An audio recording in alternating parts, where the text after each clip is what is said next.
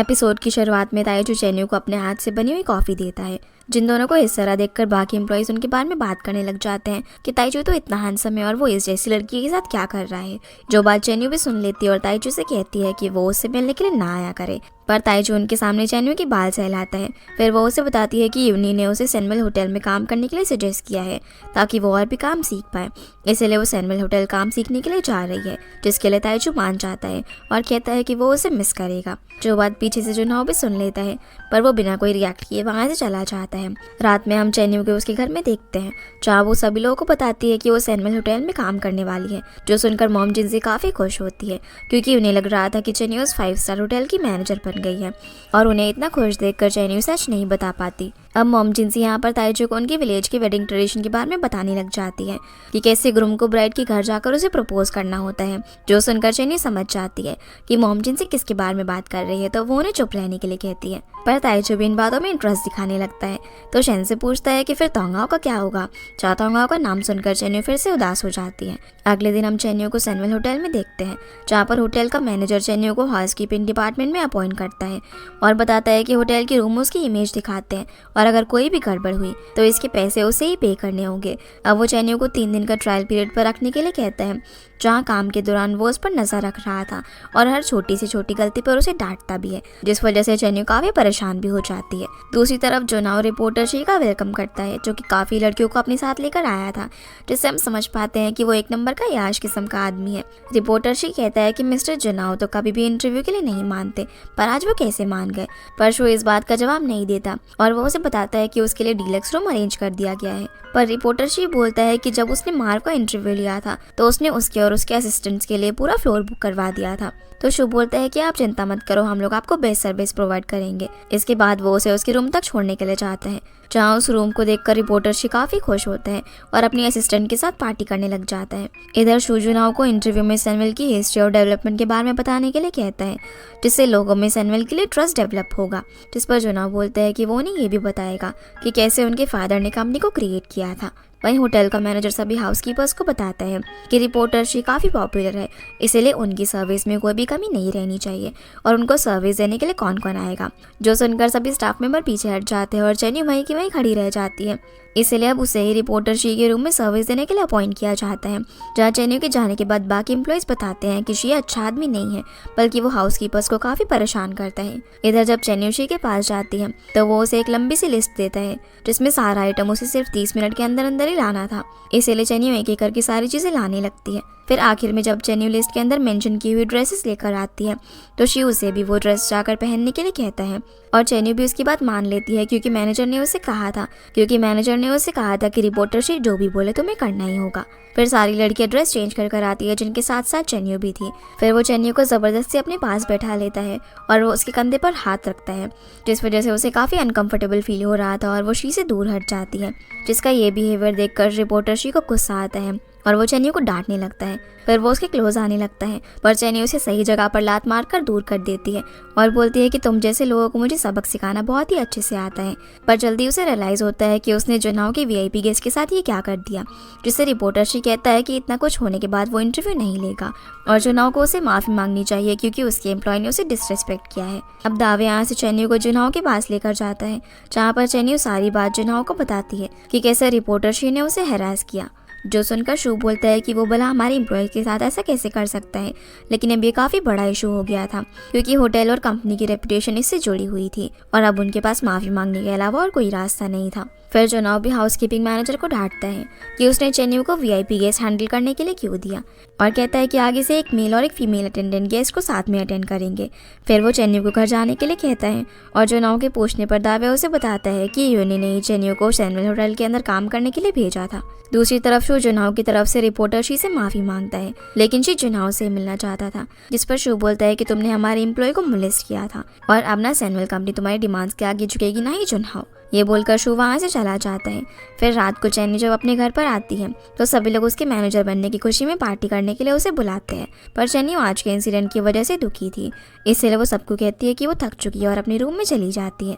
अगले दिन जुनाव शू और रिपोर्टर शी को देखता है, जहाँ पर रिपोर्टर शी जुनाव से इंटरव्यू के लिए 5 लाख युआन की डिमांड करता है। तब रिपोर्टर शी बोलता है कि कंपनी की कहानी तो काफी लोग पहले भी सुन चुके हैं, हमें तो ये बताना चाहिए कि कैसे एक जनरल मैनेजर बचपन से अपनी गर्लफ्रेंड के साथ बड़ा हुआ है, पर मेरे जाने के बाद वो एक गाँव की लड़की से प्यार में पड़ गया। जो सब कुछ चेन्यू भी वहाँ खड़े होकर चुपके से सुन रही थी। रिपोर्टर शी बोलता है कि लोगों को ये कहानी काफी ज्यादा पसंद आएगी, जो सुनकर जुनाव उसे लात मारकर गिरा देता है और उसे खूब मारता है। जहाँ उसके गुस्से को देखकर चेन्यू उसका वीडियो बनाने लग जाती है और धीरे धीरे उसे चेयर अप करती है। फिर शी को मारने के बाद जुनाव कहता है कि ये सजा हमारे स्टाफ के साथ बदतमीजी करने की, और जाते जाते बोलता है कि हम सिर्फ तुम्हारा मेडिकल एक्सपेंस उठाएंगे।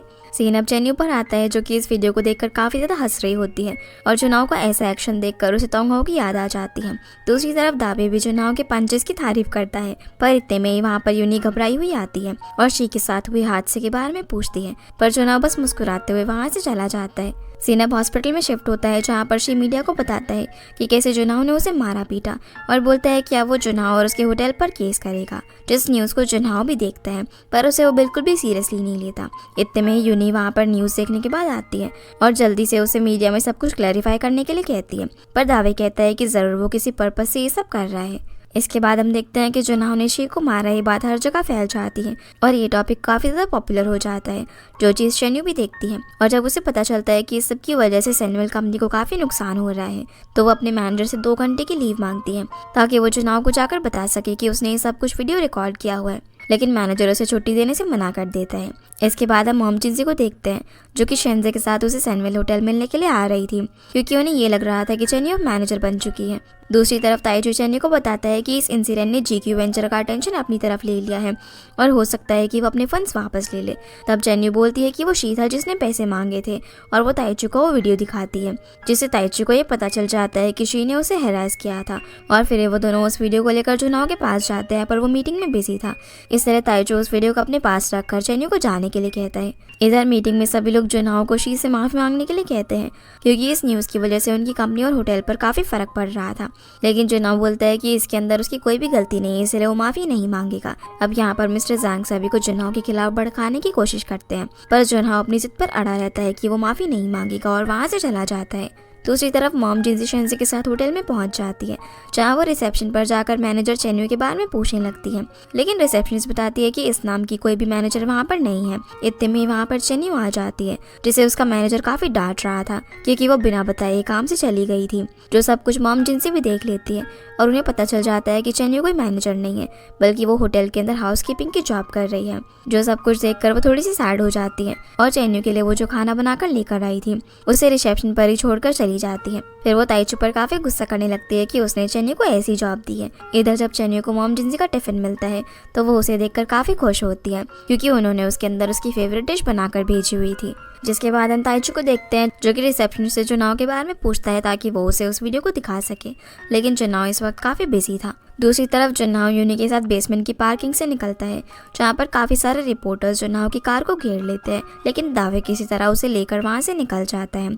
इसके बाद ताइचू चेन्यू को बताता है कि वो जुनाव से आज नहीं मिल पाया, इसलिए वो उसे वीडियो कल दे देगा। रात को डिनर करते वक्त सभी लोग जुनाव को शी से माफी मांगने के लिए कहते हैं, क्योंकि इससे कंपनी को काफी लॉस हो रहा था, लेकिन जुनाव माफी मांगने से मना कर देता है।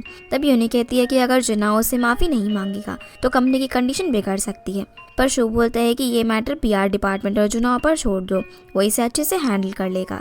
इधर ताइचू भी चेन्यू को उसके घर पर लेकर आता है, जहाँ पर मॉम जिंजी ने चेन्यू के लिए काफ़ी अच्छा खाना बनाया हुआ था, पर वो ताइचू से अच्छे से बात नहीं करती, क्योंकि उन्हें लग रहा था कि ताइचू ने ही चेन्यू को क्लीनिंग का काम दिया है। सीन अब शी पर आता है, जो कि जुआन और शिन के साथ मिलकर जुनाव को डिस्ट्रॉय करने की प्लानिंग कर रहा था। फिर अगले दिन जुनाव सैमुअल कंपनी में इंस्पेक्शन के लिए जाता है, जहाँ वो हर छोटी छोटी चीज़ को चेक कर रहा था। इधर चेन्यू मॉम जिंजी से कॉल पर बात कर रही होती है, जो उससे पूछती है कि क्या उसने खाना खाया या फिर नहीं, तो चेन्यू झूठ बोल देती है और कहती है कि अभी वो काफ़ी बिजी है, क्योंकि एज अ मैनेजर उसे काफ़ी काम करना पड़ता है, जिनकी बातें जुनाव भी सुन लेता है। अब जुनाव को यहाँ पर देखकर चेन्यू घबरा जाती है, तो जुनाव से मैनेजर वाली बात पूछता है, जिस पर चेन्यू बताती है कि वो अपनी मॉम का दिल नहीं दुखाना चाहती थी, इसलिए उसने झूठ बोला और बोलती है कि मैं तुम्हारी तरह नहीं हूँ जो कि लोगों का दिल दुखाए। जिन्हें एक साथ दावे देख लेता है और इससे पहले कि वो अंदर आता चेन्यू दरवाज़ा बंद कर लेती है। फिर चेन्यू जुनाओ को वही वीडियो दिखाती है जो कि उसने रिकॉर्ड की थी, जिनकी बातें दावे बाहर से सुन रहा था। और चेन्यू से बोलती है कि मैंने इतनी इंपॉर्टेंट वीडियो तुम्हें दी है, कम से कम तो एक स्माइल तो कर सकते हो। लेकिन जुनाओ आगे से गेस्ट की वीडियो बनाने के लिए मना करता है, जिसके बाद वो जुनाओ के कान में कुछ कहती है और इतने में ही चेन्यू का मैनेजर वहाँ पर आता है। पर फिर जुनाओ चेन्यू के साथ रूम से बाहर निकलता है, जिन्हें एक साथ देखकर मैनेजर कुछ और ही समझने लग जाता है। इसके बाद जुनाओ दावे से एक प्रेस कॉन्फ्रेंस अरेंज करने के लिए कहता है। अब कुछ देर बाद प्रेस कॉन्फ्रेंस में जुनी बाकी सभी लोगों के सामने आता है। कॉन्फ्रेंस की स्टार्टिंग में जुनाओ सभी लोगों से माफी मांगता है सिवाय शी के, जो सुनकर शी गुस्सा हो जाता है। जिसके बाद वो सभी लोगों को वो वीडियो दिखाता है कि कैसे शी ने उनकी एम्प्लॉय के साथ बदतमीजी की थी और इंटरव्यू के लिए उनसे पैसे भी मांग रहा था। फिर वो सभी लोगों को बताता है कि सैनवेल कंपनी हमेशा से अपने असूलों पर काम करती आई है और करती रहेगी।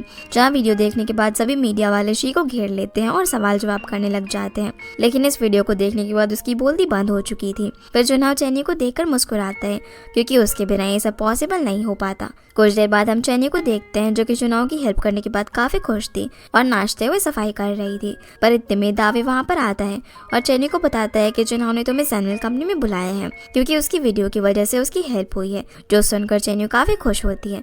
इधर ताइजू चेन्यू को लेने के लिए आया हुआ था, पर वो दावे के साथ जुनाओ के पास जा रही थी, इसलिए चेन्यू ताइजू को बाय कहकर वहाँ से दावे के साथ चली जाती है। सीन अब जुनाओ के कैबिन में शिफ्ट होता है, जहाँ पर चेन्यू उसे आज की जीत के लिए सेलिब्रेट करने के लिए कहती है, जिस पर पहले तो जुनाओ कहता है कि भला तुम्हारे साथ कौन सेलिब्रेट करेगा, लेकिन फिर बाद में दोनों ड्रिंक करते हैं, जहाँ पर जुनाओ पूछता है कि तुमने मेरी वीडियो क्यों बनाई थी। तो चेन्यू बोलती है कि तुम लड़ते हुए काफ़ी क्यूट और डैशिंग लग रहे थे, इसलिए मैंने तुम्हारी वीडियो बनाई। जो सुनकर जुनाओ मुस्कुराता है और उसे मुस्कुराता हुआ देखकर चेन्यू हैरान हो जाती है, क्योंकि उसने कभी जुनाओ को मुस्कुराते हुए नहीं देखा था।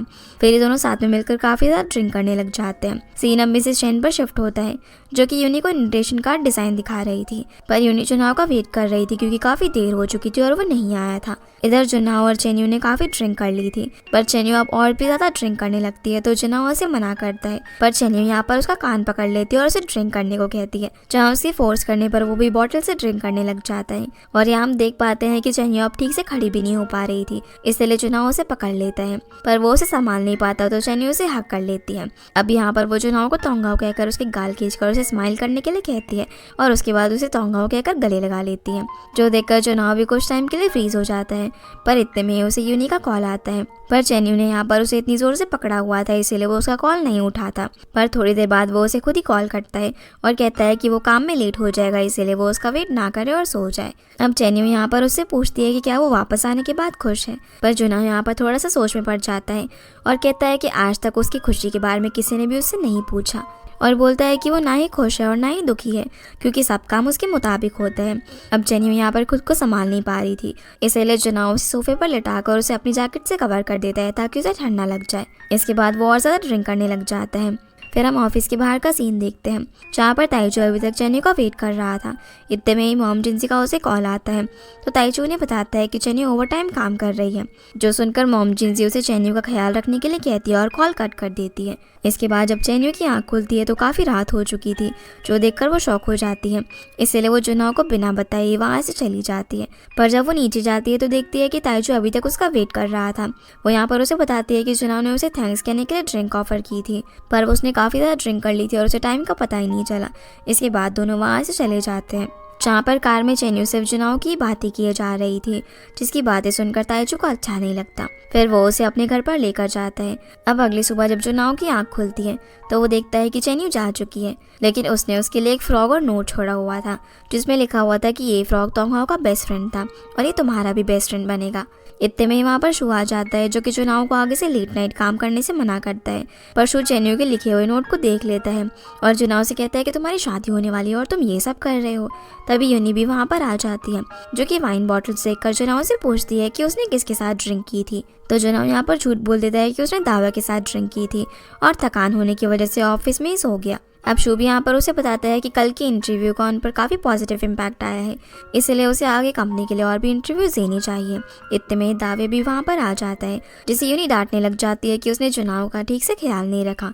पहले तो दावे को कुछ भी समझ नहीं आता, लेकिन जब जुनाओ से घूरता है तो दावे भी एक्टिंग करने लग जाता है कि हाँ कल रात उसने जुनाओ के साथ ड्रिंक की थी। यूनी अब यहाँ पर जुनाओ को घर जाकर रेस्ट करने के लिए कहती है, लेकिन जुनाओ मना कर देता है। जिसके बाद वो उससे वहाँ पर रखे फ्रॉक के बारे में पूछती है, तो वो बताता है कि ये उसे एक एम्प्लॉय ने गिफ्ट किया जिसने कि वो वीडियो शूट की थी। दूसरी तरफ सैनवेल होटल में ये बात फैल गई थी कि चेन्यू ने ही वो वीडियो शूट की थी और सैनवेल होटल को भी चेन्यू ने ही बचाया है। इतने में वहाँ पर उसका मैनेजर आता है जो कि चेन्यू के लेट आने पर उसे डांटता नहीं है बल्कि उसे माफ़ कर देता है और वीडियो शूट करने के लिए उसकी तारीफ़ करता है, जो सुनकर चेन्यू काफ़ी खुश हो जाती है। जिसके बाद हम ताइचू और चेन्यू को देखते हैं, जहाँ ताइचू चेन्यू को बताता है कि ज़रूर शी के पीछे किसी बड़े आदमी का हाथ होगा, वरना वो सैनवेल कंपनी के खिलाफ जाने की हिम्मत बिल्कुल भी नहीं करता। इधर सैनवेल कंपनी की बोर्ड मीटिंग में शू बताता है कि इस इंसिडेंट के बाद से सैनवेल कंपनी का शेयर प्राइस ऊपर गया है और इन्वेस्टर्स को भी अब उन पर पूरा भरोसा हो गया है। तब यूनी कहती है कि भले ही मैटर सुलझ गया हो पर ये बिल्कुल भी शांत नहीं बैठेगा, ज़रूर उसके पीछे किसी का हाथ है। तभी शू बोलता है कि ज़रूर वो मार्व होगा, लेकिन उनके पास उसके खिलाफ कोई भी एविडेंस नहीं है, इसलिए वो कुछ नहीं कर सकते और हो सकता है कि मार्व का कोई खबरी उनके बीच हो। फिर जैंग बोलता है कि होटल की सीजनल फाइनेंशियल रिपोर्ट आने वाली है जिसके रिजल्ट अच्छे आने की काफ़ी उम्मीद है।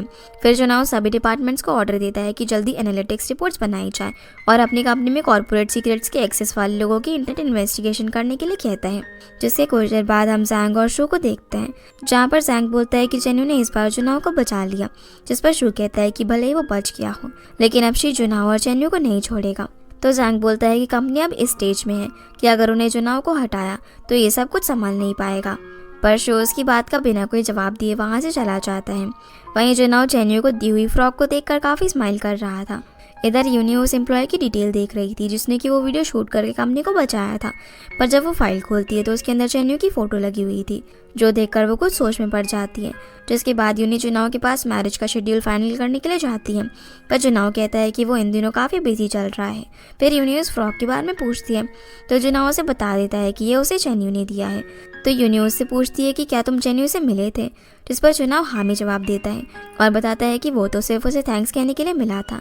जो सुनकर यूनी वहाँ से चली जाती है, पर इस बात से वो काफ़ी अपसेट हो गई थी और वो गार्डन में जाकर बैठ जाती है जहाँ पर शू पहले से बैठा हुआ था। यूनी उसके पास जाती है और पूछती है कि हर उदास आदमी यहीं पर क्यों आता है। फिर यूनी बोलती है कि वो कभी जुनाओ को समझ नहीं पाई, पता नहीं चेन्यू ने उसे कैसे इतना बदल दिया। जिस पर शू बोलता है कि तुम्हारा जो भी डिसीजन होगा मैं तुम्हें सपोर्ट करूँगा। अब रात को डिनर टेबल पर यूनी मिसेस शैंक से वीकेंड में उनके बर्थडे प्लान के बारे में पूछती है, तो मिसेस शैंक बोलती है कि वो एक कॉकटेल पार्टी रखने का सोच रही है ताकि जुनाओ अपने डैड के क्लोज फ्रेंड्स के टच में रह सके और उनके एक्सपीरियंसेस से कुछ सीखे।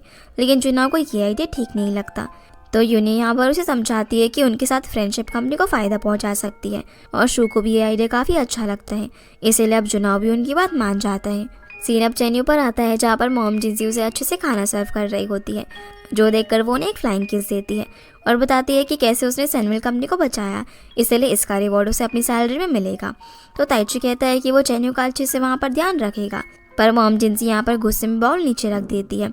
फिर थोड़ी देर बाद मॉम जिंजी ताइचू को अकेले में रोककर चेन्यू के होटल मैनेजर बनने वाली बात की सच्चाई पूछती है, इसलिए ताइचू का अब उन्हें सच बताना पड़ जाता है, जहाँ सारी बातें जानकर मॉम जिनसे भी उसे आराम करने के लिए कहती है।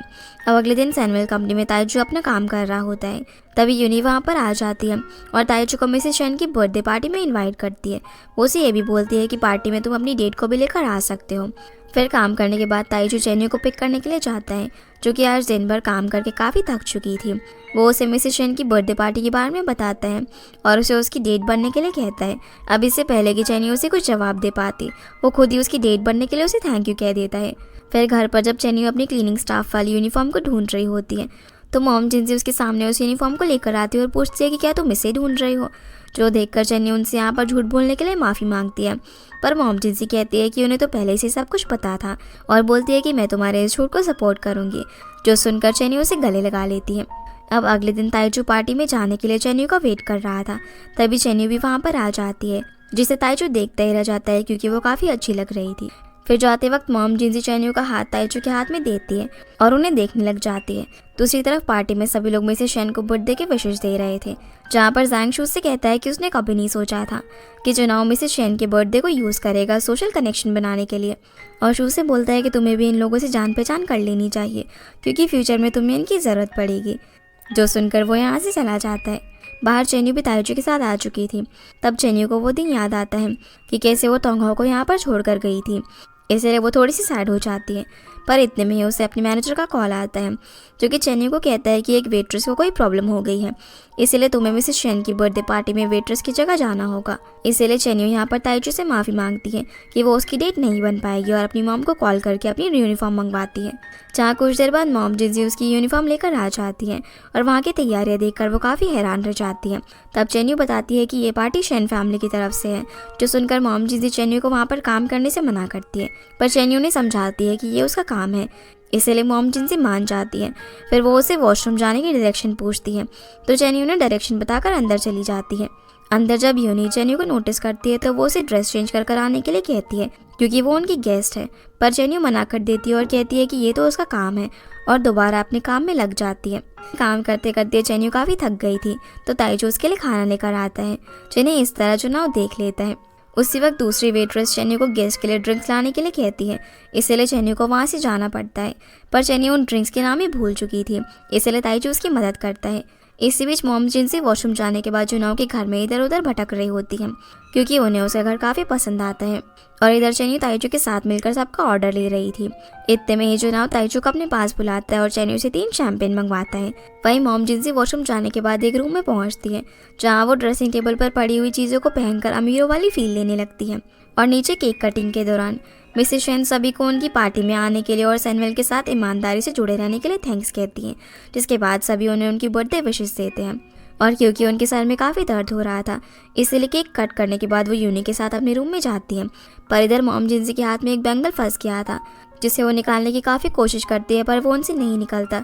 और जब वो किसी के आने की आवाज़ सुनती है तो वो वही रूम के अंदर छुप जाती है, पर मिसेस शेन और यूनी उन्हें नोटिस कर लेती है कि कोई पर्दे के पीछे छुपा हुआ है, इसीलिए वो सिक्योरिटी गार्ड्स को बुलाकर मॉम जिनसी को पकड़वा देती है। पर मॉम जिनसी वहाँ से भागकर चेन्यू के पास जाती है, जहाँ सबको ये पता चल जाता है कि ये लेडी चेन्यू की मॉम है। तो मॉम जिनसी यहाँ पर सभी लोगों को बताती है कि उन्होंने चोरी नहीं की। तब मिसेस शेन बोलती है कि उन्होंने इसे पर्दे के पीछे छुपे हुए देखा था और उसके हाथ में उनका ब्रेसलेट भी है, जिस पर मॉम जिनसी यहाँ पर सारी बातें बताती है कि कैसे वो यहाँ पर वॉशरूम जाने के लिए आई थी और वो उस ब्रेसलेट को ट्राई कर देख रही थी, लेकिन वो उनके हाथ से निकला ही नहीं। लेकिन मिसेस शेन उनकी बातों को यकीन नहीं करती और पुलिस बुलाने के लिए कहती है। तो चेन्यू भी उन्हें समझाने लगती है कि मॉम जिनसी चोरी नहीं कर सकती और सबसे उनकी तरफ से माफ़ी मांगती है। यहाँ पर जुनाव भी चेन्यू की साइड लेता है और मॉम जिनसी को जाने देने के लिए कहता है, तो उसके कहने पर मिसेस शेन मान जाती है, क्योंकि जुनाव ने नोटिस कर लिया था कि मॉम जिनसी के हाथ एकदम लाल हो चुके हैं, जिसका मतलब ये है कि उन्होंने ब्रेसलेट निकालने की काफ़ी कोशिश की, पर वो उनके हाथ में फंस चुका था। फिर जुनाव मॉम जिनसी और चेन्यू को घर जाने के लिए कहता है और हाथ ठीक होने के बाद ब्रेसलेट वापस करने के लिए कहता है। जिनके जाने के बाद जुनाव अपनी मॉम को उनके बर्थडे पर मूड ख़राब करने के लिए मना करता है, और इसी के साथ ये एपिसोड यहीं पर ख़त्म हो जाता है। तो गाइस ये थी आज की वीडियो, एंड आई होप आप लोगों को ये वीडियो पसंद आई होगी। तो इस वीडियो को लाइक कर चैनल को सब्सक्राइब ज़रूर कीजिएगा। आपसे फिर मिलते हैं अगले एपिसोड में, तब तक के लिए गुड बाय।